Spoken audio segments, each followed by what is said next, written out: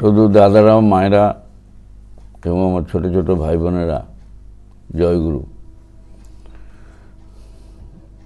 একটু আগে বীজপুরের এক দাদা সঞ্জীব দা, তার ইষ্ট প্রসঙ্গ শুনলাম, খুব ভালো লাগলো। তার যে অনুভূতি, বোধ, বিশ্বাস, ভালোবাসা এবং তার যে আশীর্বাদ লাভের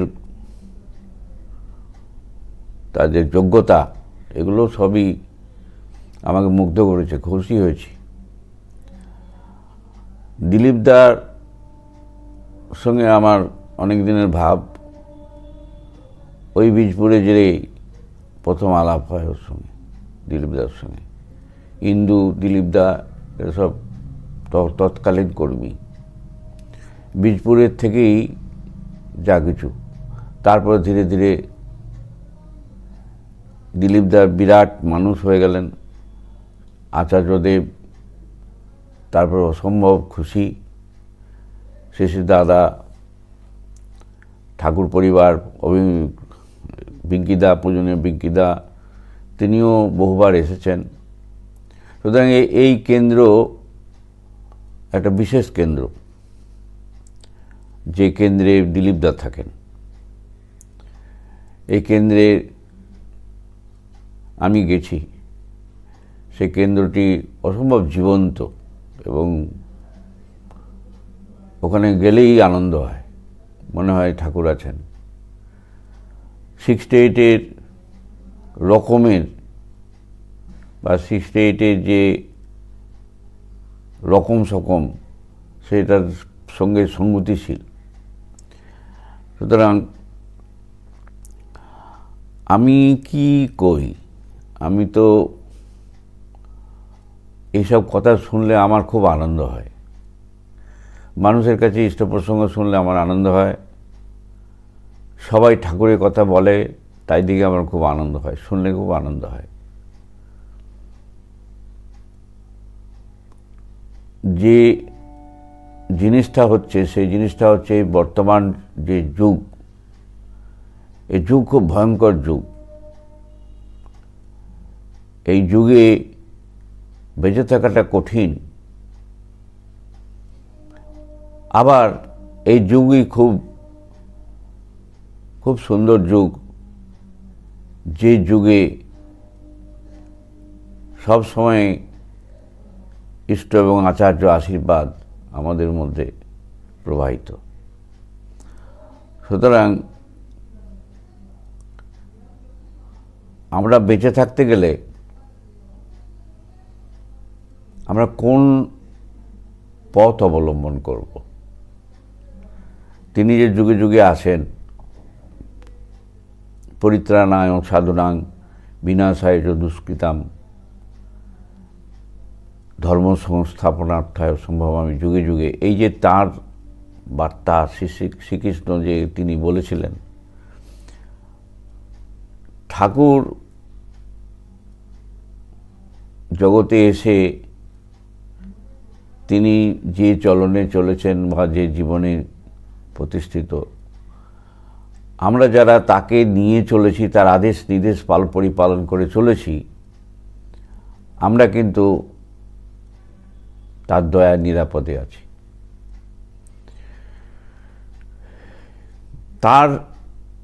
তিনি হচ্ছেন পুরুষ, ঈশ্বর নররূপ, আর প্রকৃতি তার সাধ্যী স্ত্রী, সেটা তিনি বলেছেন, অমীয়বাণীতে আছে। সুতরাং প্রকৃতি, পুরুষ প্রকৃতি মিলনে জগৎ যেমন সৃষ্টি হয়েছে, প্রকৃতি পুরুষ অর্থাৎ নারায়ণ লক্ষ্মী, এই নারায়ণের ইচ্ছাতে লক্ষ্মীর যে যা কিছু চলা বা করা বা মানুষের প্রতি দয়া, এটি কিন্তু আমরা যদি ঠাকুরকে নিয়ে থাকি ঠাকুরের আদেশ নির্দেশ পরিপালন করি, ঠাকুরকে ভালোবাসি, ঠাকুরের সেবা করি, ঠাকুরের কাজ করি, ঠাকুরের হয়ে যাই। ঠাকুর ছাড়া আমরা কিছু যদি না বুঝি, তাহলে আমরা কিন্তু একটা সঠিক পথে জীবনটা কাটিয়ে দিতে পারবো। সঠিক পথে চলে আমাদের যতক্ষণ না ডিভাইন ডিকটেশন পাওয়ার ক্ষমতা আসছে, ততক্ষণ পর্যন্ত আমাদের চলা মুশকিল।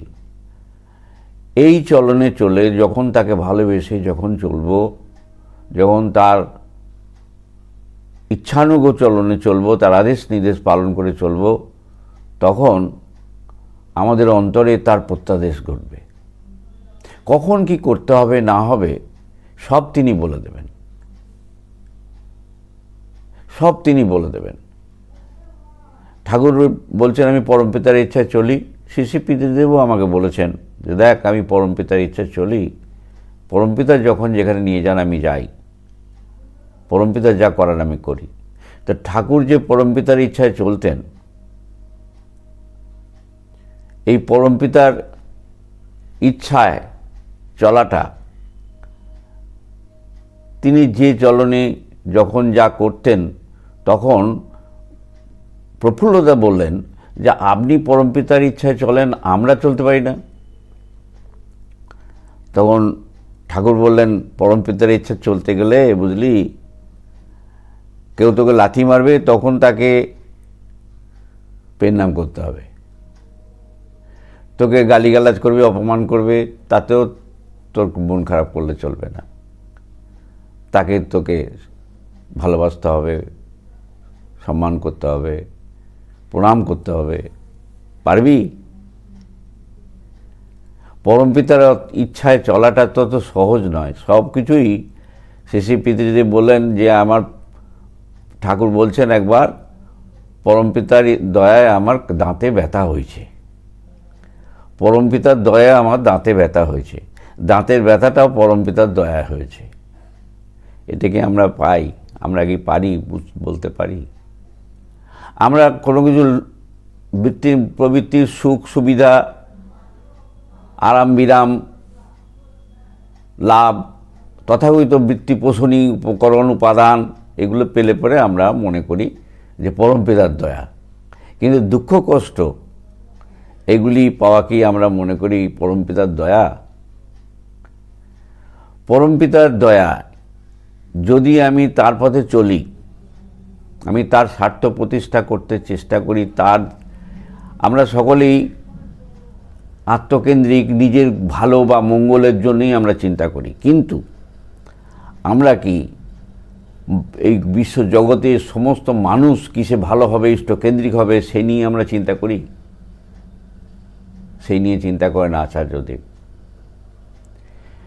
তিনি তাকে নিয়ে চিন্তা করেন না, তিনি চিন্তা করেন জগতের মানুষ কিসে ঠাকুরমুখী হবে, ঠাকুরের মানুষ হবে। ঠাকুরের মানুষ করার জন্যে তিনি নিত্য ব্যাকুল। সব সময় জন্য তিনি সব সময় সদা সতর্ক যে কি করে মানুষ ঠাকুরের মানুষ হবে। ঠাকুরের মানুষ হলেই, ঠাকুর একটা জাহাজে যদি আমি উঠি, কি ট্রেনে যদি উঠি, কি বাসে যদি উঠি, কি প্লেনে যদি উঠি, তো প্লেন আমাকে বয়ে নিয়ে যাবে। যেমন আমি যদি ঠাকুরকে ভালোবাসি, ঠাকুরের সঙ্গে যুক্ত হই, ঠাকুর আমাকে টেনে নিয়ে যাবেন। আমরা সন্তানকে আমাদের টাকা পয়সা, আমাদের জিনিসপত্র আমরা যেমন আমরা নিরাপদ সঙ্গে রাখি এবং যেখানে যাই সেখানে আমাদের সঙ্গে নিয়ে যাই, সেটা যখন যাতে না হারায়, ক্ষতিগ্রস্ত না হয়, তার জন্য আমরা চেষ্টা করি। আমি যদি ঠাকুরের হই, ঠাকুর আমাকে সেইভাবে তিনি রাখবেন না। আমি যদি ঠাকুরের হই, তাহলেও তিনি আমাকে সেইভাবেই রাখবেন। নিজের সন্তানকে, নিজের স্ত্রী পুত্র পরিবার, নিজের সন্তান, নিজের বিষয়, বৈভব, অর্থ, এগুলি মানুষ যত্ন করেই রাখে। আমি যদি ঠাকুরের হই, তো ঠাকুর আমাকে সেভাবে যত্ন করে রাখবেন, আমি সেভাবে বেঁচে থাকতে পারব। ঠাকুর বিশ্ব ব্রহ্মাণ্ডের মালিক, ঠাকুরের দয়ায় সব কিছু হয়। ঠাকুর বিশ্ব প্রকৃতি তার ইচ্ছাধীন। সুতরাং আমরা যদি ঠাকুরের ইচ্ছায় চলি, সেই বিপদ আপদ যা কিছুই আসুক তা কেমন করে কাটাতে হবে, কিভাবে সেই বিপদ আপদে রক্ষা পেতে হবে, সেটা আমরা কিন্তু জানতে পারি ঠাকুরের মাধ্যমে। ঠাকুরই আমাদের জানিয়ে দেন। ঠাকুর বলছেন তার মাল হয়ে যান, তার মাল তিনি কেয়ার নেবেন। তার মাল হয়ে যান, তার মাল তিনি কেয়ার নেবেন। আমি একদিন বর্ধমান স্টেশনে বসে আছি, আমি দেখলাম যে একটা কুলি, সে চলতে পারে না, কিন্তু তার মাথাতে অনেক দামি দামি মাল একজন তুলে দিল। সেই কুলিটাকে নিয়ে গিয়ে সে তখন ট্রেনে চড়ল। সে কুলিটা যাতে না পড়ে যায় তার জন্যে সে কুলিটাকে যত্ন করতে লাগলো, ধরে ধরে তুলল যাতে কোনো অসুবিধা না হয়। কেন? যখন তার মাথাতে তার মূল্যবান মাল আছে বলে। তার মাথাতে তার মূল্যবান মাল আছে। যখন সে কুলিটা যখন সেই মালটি নামিয়ে দিল, তারপরে কুলিটার সঙ্গে সব টাকা পয়সা দিয়ে দিল, যা দেওয়ার পর সম্পর্ক রইল না। আমি ভাবলাম যে মালটা যদি ওর মাথায় থাকে এবং মালটা যতক্ষণ মাথায় ছিল ততক্ষণ পর্যন্ত ওর প্রতি ওর একটা যত্ন ছিল, দৃষ্টি ছিল। আমার মাথায় যদি ঠাকুর থাকেন, আমি যদি ঠাকুরকে নিয়ে চলি, আমার মাথাতে যদি ঠাকুরের স্বার্থ প্রতিষ্ঠা থাকে, ঠাকুরও সেই রকম আমাকে তিনি সেইভাবে লক্ষ্য করে চলবেন। আমার মাথাতে যদি ঠাকুরের স্বার্থ থাকে, আমার মাথায় যদি তিনি থাকেন, তাহলে নর্মালি আমার জীবনটা তিনি দেখবেন। এই বর্তমান যে যুগ, বেঁচে থাকার যে ভয়ঙ্কর একটা পরিস্থিতি, এই পরিস্থিতিতে একমাত্র যাতে আমরা বাঁচতে পারি তার জন্যে তিনি আচার্যদেব, তিনি আমাদের রক্ষা কবচ দিয়েছেন প্রত্যেককে। এই যে 3.5 কোটি দীক্ষা, এই যে আশীর্বাদ তিনি করেছেন, এই তথাকথিতভাবে আমরা গালগল্প না করে আমরা যদি আমাদের এনভায়রনমেন্টকে যদি আমরা দীক্ষিত করতে চেষ্টা করি, সব সময় যদি যাজন করি, তাহলে পরে আমাদের ভিতরে একটা জীবনী শক্তি তৈরি হবে, আমাদের একটা সম্বেগ তৈরি হবে। যেই সম্বেগ, যে জীবনী শক্তি আমাদের এই যে ঝড় আসছে, যেই ঝড়, সাইক্লোন ঝড়, এ রোধ করতে পারবে। ঠাকুরের একটা বাণী আছে, এই পথের করি বইটা আমাকে আচার্যদেব স্বয়ং বলেছিলেন, শেষী দাদা স্বয়ং বলেছিলেন এই বইটা রাখবে সব সময় সঙ্গে, পড়বে। যখন পকেট সাইজ করা হলো, আমাকে আচার্যদেব স্বয়ং বলেছিলেন। সেই বইতে বাণী একটা আছে, অযুত ঝঞ্ঝার উল্লম্ফী বুকে দুর্ধর্ষ জীবনে উৎসারণশীল হয়ে যদি চলতে চাও, তবে তোমার বাঁচা বাড়ার একমাত্র প্রলোভনই হোক প্রেষ্ঠ প্রয়োজন। আর তোমার আয় ব্যয় সবই যেন সমকাগ্রহে শত নিয়ন্ত্রণে অকাট্য সাহস সজ্জল আবেগ উৎকণ্ঠার সহিত তাতেই নিয়োজিত হয়। কৃতকার্যতার পুষ্টিপূরণী তৃপ্তি অর্ঘ্য ভর দুনিয়ায় তার চাইতে তোমার যেন কেউই না থাকে, কিছুই না থাকে, কিছুই থাকে না। দেখিবে জীবনের বেগ ঝড়কেও অতিক্রম করিবে। এই যে জীবনের বেগ ঝড়কেও অতিক্রম করিবে, জীবনের বেগ। আমরা যখন ঝড়ের মধ্যে পড়ি, সাইকেল নিয়ে যাই আর হেঁটেই যাই, আমরা কি করি? ঝড়ের দিকে মুখ রেখে আমরা এগুতে থাকি। ঝড়ও আসে, তখন আমরা ঝড়ের দিকে ঝুঁকি নিই। আমি যা শুনেছি, জাহাজগুলো যখন সমুদ্রের মাঝখানে যখন ঝড় আসে তখন ঝড়ের যেদিকে ঝড় আসছে সেই দিকে মুখ করে সে দাঁড়িয়ে থাকে। অর্থাৎ ঝড় যেদিকে আসছে সেই দিকে যদি আমরা অধিকতর সম্বেগে যদি আমরা গতিশীল হই, তাহলে ঝড় আমাদেরকে কিছু করতে পারে না, ঝড়কে অতিক্রম করতে পারি আমরা। আজ আমাদের যে পরিস্থিতি হয়েছে, একটা দুটো ঝঞ্ঝা নয়, অযুত ঝঞ্ঝার, এই অযুত ঝঞ্ঝাতেও যদি আমরা পড়ি, সেই অযুত ঝঞ্ঝায় পড়লেও কেমন করে রক্ষা পাওয়া যায় তাও ঠাকুর বললেন যে সেই সময়ে তোমার ইষ্টস্বার্থ ছাড়া অন্য কোনো চিন্তা থাকবে না। মজার কথা হলো এই বিশ্বাস যে তিনি বিশ্বব্রহ্মাণ্ডের মালিক, এই মালিক তিনি শেষে দাদার মধ্যে রয়েছেন। তিনি যা আশীর্বাদ করেছেন, শেষে দাদা আচার্যদেব তিনি যা আশীর্বাদ করেছেন, সে আশীর্বাদের যদি আমরা পালন করি, সে আশীর্বাদ পালন করলে সে আশীর্বাদের মধ্য দিয়ে আমরা নিরাপদ স্থানে পৌঁছাতে পারি। আমরা যাজন করি, আমরা একটা প্রফেশনালি যাজন করি, যাজন করছি বলে যাজন করি এরকম না। একটা সময়ে যাজন করি, একটা বিশেষ মানুষকে যাজন করি বিশেষ ড্রেস পরে, সেরকম না। আগুন যেমন জ্বালায়, আগুন যেমন জ্বালায়, সে নিজের ছেলেকেই জ্বালায় হোক আর নিজেকেই হোক, আর যেখানে আগুন সবসময় যেখানে জ্বলে সেখানে সব সময় সে ইন্ধন খুঁজে নেয়, যাকে টাচ করে সে তাকেই জ্বালায়। আমরা যাজন করি মানুষ বিচারে না, যেই আমার কন্ট্যাক্টে আসবে তাকেই আমি যাজন করব। রোগ সংক্রমণ যদি আমরা ঘটাতে পারি কন্ট্যাক্টে এলেই, যার জন্য আমরা মাস্ক পরছি,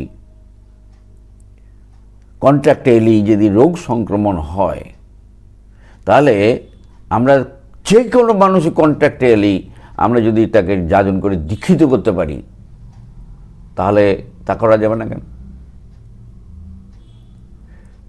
ঠাকুর বলেছেন, তাঁর চিঠি বই গ্রন্থে আছে এই যে তার ভালোবাসার তুমি সে যেন ক্রনিক হয়ে যায়। অর্থাৎ আমরা অনেক সময় অনেক রোগ ক্রনিক হয়ে যায়। আমরা ঠাকুরকে এমন ভালোবাসব যে ভালোবাসা যেন আমাদের জীবনে সেরকম ক্রনিক হয়ে যায়। অর্থাৎ একটু আগে যে দাদাটাই গল্প করলেন, দাদার কথাবার্তা এবং আচার আচরণে আমি বুঝলাম যে তার জীবনে ঠাকুর গেঁথে গেছেন।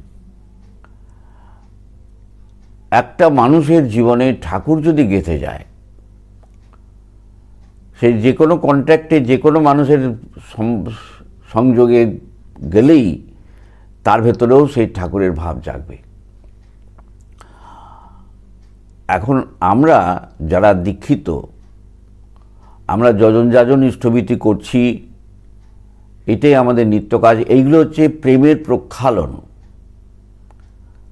ঠাকুরের সত্যানুসরণে আছে যে তিনি সাধারণ মানুষের মতো থাকেন, কয়লা যেমন হীরক যেমন কয়লাতে আবর্জনাতে থাকে, তাকে উত্তমভাবে পরিষ্কার করলে তবে তার দীপ্তিতে জগৎ উদ্ভাসিত হয়, তিনিও তেমনি সাধারণ মানুষের মতো থাকেন। এই তাকে প্রেমের প্রক্ষালনেই তিনি তার দীপ্তিতে জগৎ উদ্ভাসিত হয়, এরকমই বাণী আছে। সুতরাং প্রেমের প্রক্ষালনই হচ্ছে তার কথা বলা, তার কথা ভাবা, তার কথা বলা এবং তার জন্য করা, তাকে দেওয়া, তাকে খাওয়ানো, তাকে ভালোবাসা।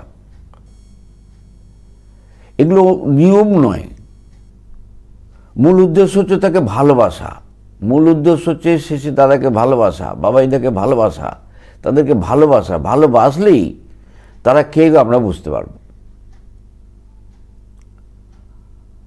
তারা নিজেদিকে লুকিয়ে রাখতে সবসময় লুকিয়ে রাখতে চান। ঠাকুরও লুকিয়ে রাখতে চেয়েছেন, শেষে দাদাও লুকিয়ে রেখেছেন। আমি তার অনেক সঙ্গ করেছি, কিন্তু তিনি এতই প্রেমময় আর নিজেকে লুকিয়ে রাখতেন। তিনি বুঝতে দেন নাই যে তিনি কে। সুতরাং তিনি অথচ তিনি তার পরিচালনা, তার কর্ম বা পরিচালনা দেখলেই বোঝা যায়, অনুভব করলে, বিশ্লেষণ করলে বোঝা যায় যে তিনি কে। তিনি সব জানেন, সবাইকে জানেন, সব কিছু জানেন, অথচ বুঝতে দেন না। বাবাইদাও বুঝতে দেন না। সুতরাং তাদেরকে আমরা যদি ভালোবাসি, বিশ্বাস করি, তারা জীবের এই কল্যাণের জন্যে, এই পরিস্থিতিতে বাঁচার জন্যে তারা ওখানে বসে বসে তারা শুধু আশীর্বাদ দিচ্ছেন। 3.5 কোটি দীক্ষা দিতে হবে। 3.5 কোটি দীক্ষা দিতে গেলেই আমাদেরকে যাজন করতে হবে, সমস্ত মানুষকে ঠাকুরমুখী করতে হবে, সবাইকে যাজন করতে হবে। মানুষগুলো আছে, কিন্তু মানুষগুলো কি ভালোবাসে? মানুষগুলো বৃত্তিকে ভালোবাসে। মানুষগুলো কি নিজের সত্তাকে ভালোবাসে? নিজের সত্তা, ভিতরে সত্তা আছে তাই বা বলে কিছু জানে? মানুষগুলো বৃত্তিকে ভালোবাসে। বৃত্তির পোষণ, বৃত্তির চাহিদা পূরণ, বৃত্তির ইচ্ছা অনুযায়ী চলা, এগুলোই জীবনের চলা মনে করে। সুতরাং এই মানুষগুলোর মধ্যে যখনই কোনো কিছু ভালো কথা বলতে গেলে, যাজন করতে গেলেই তর্ক করবে, আগেই তর্ক করবে, যেন সব জানতা। সহ্য করতে হবে। যাজন করতে গেলে ঠাকুর বলছেন, আমি বাড়িতে পড়েছি, ঠাকুর বলছেন বুকে লাথি মারছে, মাথায় বাড়ি মারছে। তো সেই রকম পরিস্থিতি সত্ত্বেও যদি তুমি সেই সত্যের কথা বলো, তবেই সে বুঝবে। আমরা ঠাকুরের কথা বলি, আমাদেরকে যদি সম্মান না করে, আমাদের যদি দাম না দেয়, আমাদের যদি খাতির না করে, আমরা অসন্তুষ্ট হই। কিন্তু আমি যদি সত্য বুঝে থাকি, জেনে থাকি যে এই করলে ওর ভালো হবে, জগতের ভালো হবে, আমার ভালো হবে, আমার বাঁচা বাড়া সহজ হবে, আমার পরিবেশ, মানুষ যদি তারা ইষ্টকেন্দ্রিক না হয়, আমি ভালো থাকি কি করে? আমি কার সঙ্গে কথা বলবো, কি কথা বলবো? বৃত্তিপোষণী কথা বলবো? আমি যদি আমার সত্তাপোষণী কথা বলতে হয়, তাহলে তো আমাকে সত্তাপোষণী মানুষ চাই। আর সত্তাপোষণী মানুষের জন্যই আমাকে সত্তাপোষণী মানুষ তৈরি করতে হবে। আমাকে করতে হবে বাঁচতে গেলে, নইলে জঙ্গলে বাস করা হবে জীবজন্তুর সঙ্গে। একটা দ্বীপেতে একটা লোক ছিল, সে নিজের ভাষা ভুলে গেল, সংস্কৃতি, শিক্ষা, ভাষা, নাম সব ভুলে গেল, কেননা সে কোনো মানুষ তার সঙ্গে ছিল না। তো মানুষের সঙ্গে যদি আমি না থাকি, আমি যদি কতগুলো প্রবৃত্তিপরায়ণ মানুষের সঙ্গে, জীবজন্তুর সঙ্গে বসবাস করি, তাহলে যেমন আমার হাল হবে, ঠিক সেই রকম আমি যদি আমার পরিবেশকে যদি আমি ইষ্টানুগভাবে বিনায়িত করতে পারি, তাদের দীক্ষিত করে তাদেরকে ইষ্টনিষ্ঠ করতে পারি, আচার্যনিষ্ঠ করতে পারি, তাদের ভিতরের সত্তাকে জাগানোর জন্য অনুপ্রেরণা দিতে পারি, তাহলে সেই মানুষের সঙ্গে আমার মিশে আমার ভিতরেও সেই জিনিসে সঞ্চারিত হবে। নইলে আমিও একটা পশু হয়ে যাব। কেন আমার সংঘাত দেবে কে? আমাকে বাঁচা বাড়ার সংঘাত দেবে কে? আমাকে বড় করার সংঘাত দেবে কে?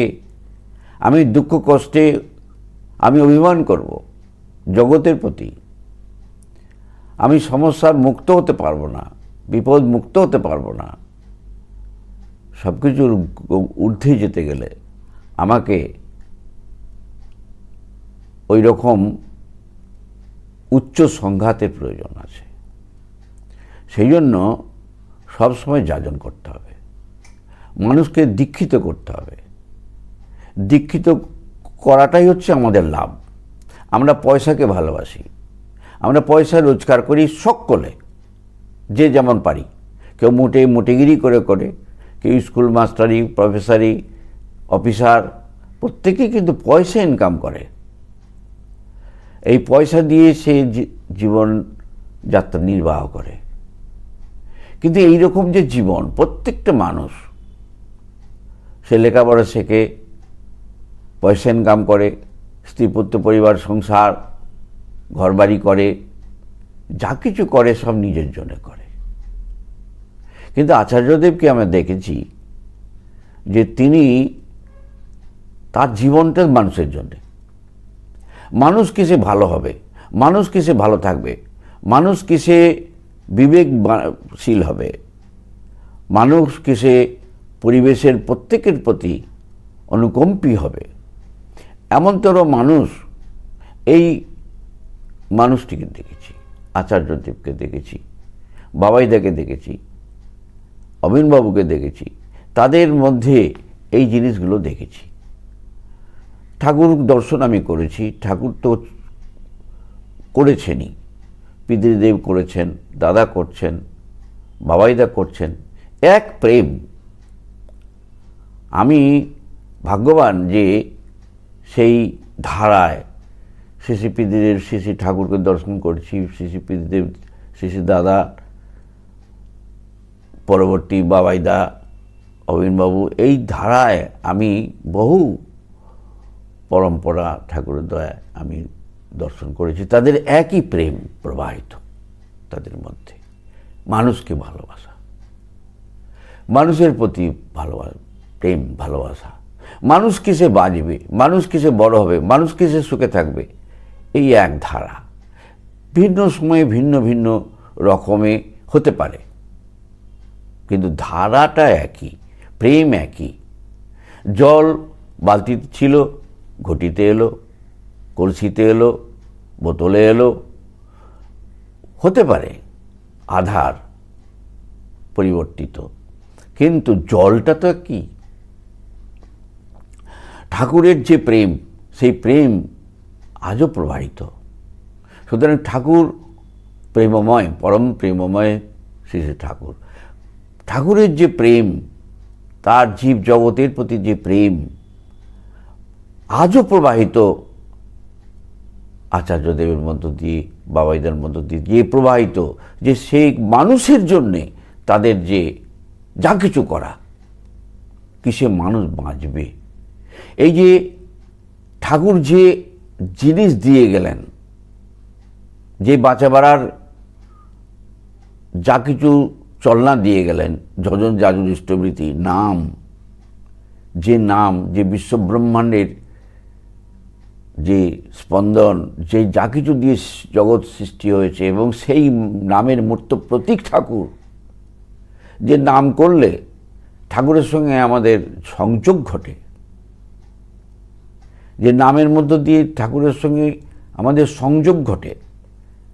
ঠাকুর কি বলছেন? ঠাকুর বলছেন জঙ্গলের মধ্যে একটা গাছেতে যদি একটা দড়ি বাঁধা থাকে, কোন গাছের সঙ্গে বাঁধা আছে, দড়িটা আবার বাইরে রাখা আছে, কোন গাছের মধ্যে সঙ্গে বাঁধা আছে, ওই দড়ি ধরে যেতে গেলে যেমন যাওয়া যায় এবং বোঝা যায় যে কোন গাছেতে বাঁধা আছে। ঠিক সেই রকম নাম হচ্ছে ওই জগতে সব কিছুর মধ্যে ওই নাম ধরে ধরে, যেদিন নামটা ধরে ধরে আমরা যাই, তাহলে আমরা ঈশ্বরে পৌঁছে, ঠাকুরে পৌঁছে যাব। ঠাকুরই হচ্ছেন আমাদের সেই গন্তব্য, যেখানে থেকে আমরা এসেছি, যেখানে আমরা যাব। সুতরাং এই নাম তিনি আমাদের দিয়েছেন, যজন যাজন ইষ্টভীতি তিনি আমাদের দিয়েছেন। যজন যাজন ইষ্টভীতি ঠিকমতো করলে অভাব চলে যায়। ঠাকুর যেরকম করে জগৎকে, মানুষকে ভালোবাসতেন, ঠাকুর প্রত্যেকটা মানুষকে ভালোবাসতেন, প্রত্যেক মানুষের অসুবিধেগুলো ফিল করতেন। সেই অসুবিধেগুলো যদি আমরা ফিল করি, প্রত্যেকটা মানুষকে যদি ভালোবাসি, ডাক্তার যেমন রোগী দেখলে ডায়াগনোসিস করে কি করে না, তারপরে সঠিক ওষুধটা দেয়, সে হোমিওপ্যাথি কি অ্যালোপ্যাথি কি। সেরকম একটা মানুষকে আমরা দেখে আন্দাজি না বলে, যদি একটা মানুষের কি সমস্যা, কি দুর্বলতা, কি বিপদ আপদ, তার থেকে কি বিপদ আপদ, এগুলো যদি আমরা বুঝতে পারি এবং সেইটার রিমেডিটা কি, তার যে ইষ্টকেন্দ্রিকতা কোনখানে ঘাটতি হয়েছে এবং কোনখানে সে বিভ্রান্ত হয়েছে, বিযুক্ত হয়েছে, সেটা যদি ঠিক করে দিই, তাহলে কিন্তু আমরা তাকে বাঁচাতে পারি। সেই হিসাবে যাজন আর কিছুই নয়, ঠাকুরের সঙ্গে যুক্ত করা। নিজের প্রেম দিয়ে পরিবেশের প্রেম মানুষের মধ্যে, প্রত্যেকটা মানুষের মধ্যে সেই প্রেমের সংযোগ ঘটানো, ঠাকুরকে ভালোবাসানো। আমি যেমন ঠাকুরকে ভালোবাসবো, মানুষকে যদি ঠাকুরকে ভালোবাসাই, তাহলেই মানুষও ঠাকুরের প্রেরণায় চলতে পারবে। এই করতে গেলে যে শক্তির দরকার, ঠাকুর বলছেন, যদি তোমার সেই শক্তি, যাকে তুমি ইষ্টানুগভাবে নিযুক্ত করবে, তার তুলনায় কম হয়, তাহলে পারবে না। কিন্তু তোমার শক্তি যদি বৃদ্ধি বেশি হয়, তাহলে পারবে। সেই শক্তি বৃদ্ধির জন্যে আমাদের ব্যক্তিগত জীবনে ইষ্টকেন্দ্রিক হয়ে থাকতে হবে। ইষ্টই সেই শক্তি। গুরু কি? গুরু হচ্ছেন ভারী। ঠাকুর যে ভারী, এই যে আমরা শুধু ঠাকুরেতে নিবদ্ধ হয়ে গেলে হবে না। ঠাকুরত্ব যদি তোমার ঠাকুরত্ব যদি না জাগে, তোমার ভিতরে ঠাকুরও কেউ নয়, কেন্দ্র কেউ নয়, তোমার ভিতরে ঠাকুরত্ব যদি জাগে, তাহলে তুমিও ভারী হয়ে যাবে। প্রেমপুষ্ট চিরচেতন। তুমিও যদি তার প্রেমে পুষ্ট হয়ে চিরচেতন থাকো, সদা জাগ্রত যদি থাকো, আর তুমি যদি সেইভাবে ব্যক্তিত্ব সম্পন্ন ইষ্টচেতন থাকো, ব্যক্তিত্ব চেতন থাকো এবং ভারী হও, তাহলে পরে পরিবেশের মানুষকে তুমি টেনে নিয়ে যেতে পারবে। পরিবেশের যাকে তুমি টানবে, যাকে তুমি নিয়ে গিয়ে স্টেজ যুক্ত করবে, তার তুলনায় তুমি হালকা হও, তাহলে কিন্তু পারবে না। সেই জন্য নাম ধ্যান করতে হবে, সেই জন্য ঠাকুরের চিন্তা করতে হবে, নাম ধ্যান করতে হবে, আর ঠাকুরের কথা বিশ্বাসের সঙ্গে বলতে হবে। ঠাকুরের কথা যদি বিশ্বাসের সঙ্গে বলা যায়, তাহলে কিন্তু মানুষ সেই কথা সঞ্চারিত হবে। যেমন বাবাইদার কথা আমরা শুনি, দাদার কথা আমরা শুনি, তারা ফিসফিস আস্তে আস্তে করে কথা বলেন, জোরে জোরেও বলেন না, এবং কোনো বিশেষ কথা খুব ফোর্সফুলি যে বলেন তাও না, কিন্তু তাদের কথা আমরা ফেলতে পারি না, আমাদের ব্রেনে ঢুকে যায়, আমরা প্রভাবিত হই। যত চিন্তা করি ততই আমাদের ভিতরে ওটার শক্তিটা বাড়তে থাকে, তার বলাগুলি বাড়তে থাকে। সিদ্ধ বাক এমনই যে সে ছাড়া যায় না, ভোলা যায় না, ছাড়া যায় না। যা কানে ঢোকে সে মরমে একবারে যে বেঁধে যায়, সেটা ছাড়া যায় না। সুতরাং তিনি যে 3.5 কোটি দীক্ষা দিতে আশীর্বাদ করেছেন সবাইকে, আমাদের এইটাই বেঁচে থাকার একটা উপায় আমার মনে হয়। যখনই আমরা এই 3.5 কোটি দীক্ষা দেওয়ার জন্যে যাজন করব, মানুষ আহরণ করব, মানুষকে নিয়ে চলব, মানুষ কী করে পাব, তখনই আমাদের ভেতরে যে সম্বেগ তৈরি হবে, সেই সম্বেগই আমাদের ওই ইমিউনিটি ওষুধ খেয়ে হয় না, জীবন সম্বেগ তৈরি হবে, বাঁচার আকুতি তৈরি হবে, জীবনের বেগ তৈরি হবে, লাইফ ফোর্স। সেটাও কী হবে না, জীবনের বেগ ঝড়কে অতিক্রম করিবে, ঠাকুর বলছেন। সুতরাং আমাদের এই কাজ করতে হবে, যাজন করতে হবে, দীক্ষিত করতে হবে, তাহলে আমরা বেঁচে থাকব